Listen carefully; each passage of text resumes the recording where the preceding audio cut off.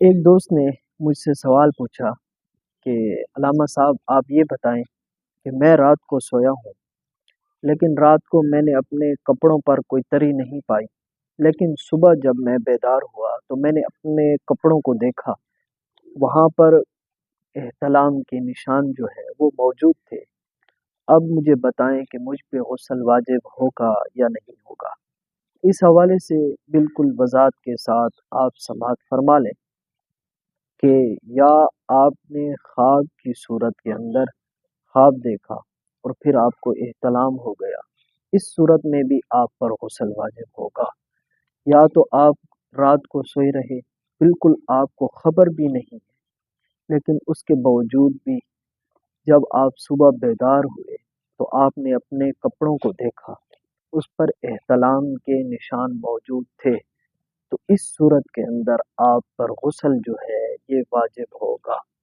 اور اسی طرح ابو داؤد شریف اور جامع ترمذی شریف کے اندر ایک حدیث مبارکہ ہے،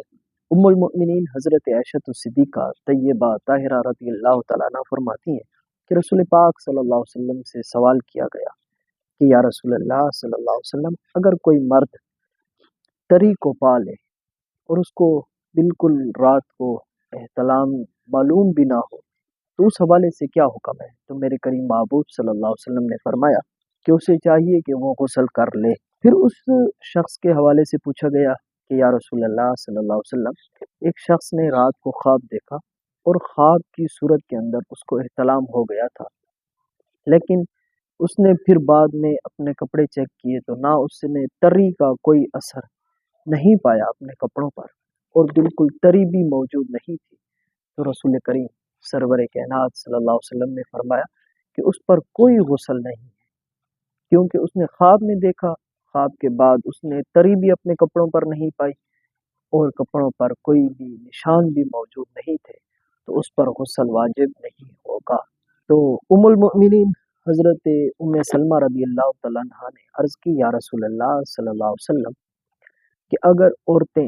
اپنے کپڑوں پر تری کو محسوس کر لیں تو ان کے لیے کیا حکم ہے؟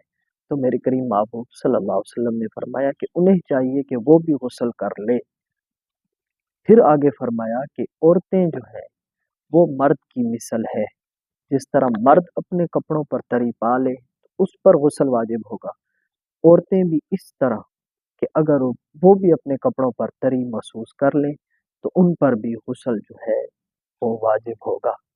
امید ہے کہ میری یہ چند باتیں آپ کو سمجھ آ گئی ہوں گی۔ آپ کا اس حوالے سے کوئی بھی مسئلہ ہو تو آپ کمنٹس میں بیان کر سکتے ہیں، آپ کے ہر مسئلے کا جواب دیا جائے گا۔